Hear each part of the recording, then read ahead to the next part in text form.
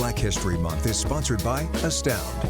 As we celebrate Black History Month, Juliana Jackson visited a community church that served as the longest AME church in Central Texas. She spoke with Reverend Eddie Ellis to learn about the history and hear what's in store for the future. The history of the AME Church was founded by the first bishop, which was Richard Allen, that gentleman right there behind you, and it was developed in the 1700s. Richard Allen was a member of a Methodist church in Philadelphia by the name of St. George. That's where the AME Church was. This is where the congregants moved from St. George to the first church that was developed and founded by Bishop Allen. St. George, the history of St. George is very unique. St. George was an all-white congregant, and back then in those days, the slaves worshipped upstairs and the white worshiped downstairs. And so when it came time for us to pray, as you can tell, we pray loud and we sing loud. And so Richard Allen and Absalom Jones, who's another very distinguished figure in the Episcopal Church, they was praying. And Urshus went to them and told them, you need to get up. You're praying too loud. You're disturbing people. You need to get up. And Bishop Allen told him, let me just finish praying. And then when I finish praying, then I will get up. So he got up, and when he got up and walked out of St. George, so did all of the slaves that was upstairs. They walked about 200 yards down and made a left. And on that street, the name of that street now is Bethel, they developed a church, Bethel African Methodist Episcopal Church. So Richard Allen was the founder of the AME Church. And the church was named the Free African Society. It did not become the AME Church until after the first General Conference that was in Baltimore that following year. The prominent members of the church, bishops, was Bishop Morris Brown, which one of our universities in Georgia is named after, Edward Waters, which one of the universities is named after, Paul Quinn, which one is named after, and Bishop Allen was the first four bishops of the church. And they are known fondly in the AME Church as the Four Horsemen. This church, the 50th year anniversary is coming up. This year will be 50 years. And if I'm not wrong or not, I think it was developed in 1966. Yeah, I think 1966 by the Reverend Velma Hayden. And Reverend Hayden, her and her husband, Frederick, they started the church in their living room. Yeah, and they had 12 members. And they worshiped in their living room for about a year. And then they moved that from the living room to the Masonic Lodge. And later on that year, they signed a promissory note and they moved to this church.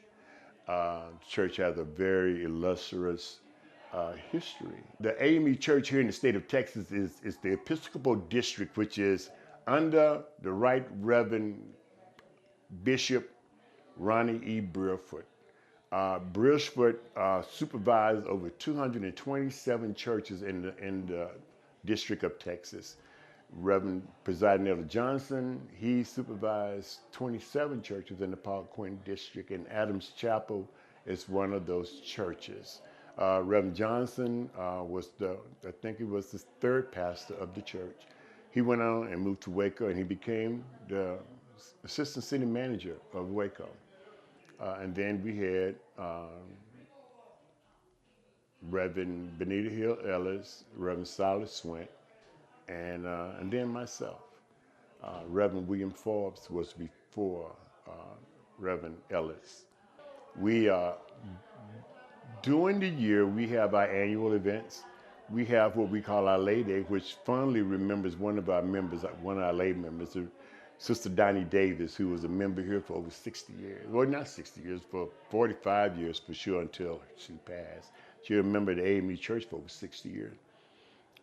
But she was one of our most powerful. She was one of the most powerful lay members that we had in the church.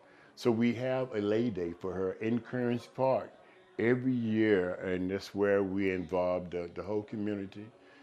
Food, clothes, games, just a fun day for the community. And then we have our Christmas and Thanksgiving baskets giveaway. And we also support our schools, Parker Heights Middle School and Eastern Hills. We supply clothes, coats, and school supplies throughout the year. When I'm up there, I lived, as strange as she asked that, I have lived for 70 years. And Black history, I have seen the civil rights movement. I have seen uh, the, the oppression. I have seen segregation. And what it means to me is movement forward. It's moving forward. Our children is smarter. They're more intelligent. Not saying that we wasn't, because they had to get it from us. But the Black history mean to me pride in the community, and also seeing that our hard work is being recognized, and that's what it means to me. I mean, I cannot do anything without recognizing whose shoulders I'm standing on, and I'm standing on some very giant shoulders. My grandparents and my mother and brothers and sisters, and even the neighborhood that I grew up in. So I'm standing on someone's shoulders that made it possible for me to be here. So Black history is it's a very near and dear thing to me. Put aside the hatred. Get to know folks and appreciate them for who they are. Treat them as you want to be treated. Stay in school. And we know that traditional colleges is not made for everyone. But stay in school. Go and get some kind of educational skills so that you can become a productive citizen of the United States or the city that you're part of. One of the programs that I developed in Marlin, Texas, before I came here, was first offenders. The first offenders, and what I mean by that, our young men that was getting busted with marijuana, a small amount of marijuana, and first timers. I had sit with one of the DAs there and had talked to them about working out a program to where instead of sending our children to jail, if they graduated from high school, we would team up with the HBCU, Paul Quinn or Philander Smith out of Arkansas. And we will get with them, and if they could get in there and they could pass the classes and the courses, they will graduate with a degree. Would they still have to pay for their offense? Yeah, and that was well understood. You would have to pay for your offense. You would have to be in at night. You would wear the leg monitor, because that is being part of a responsible citizen. So I'm very proud of that. Before I left Marlin, we had sent about 9 folks to Philander Smith, and out of the 9, 8 of them graduated. Yeah. I'm kind of proud about that. In this area here, we're having problems with DEI in school.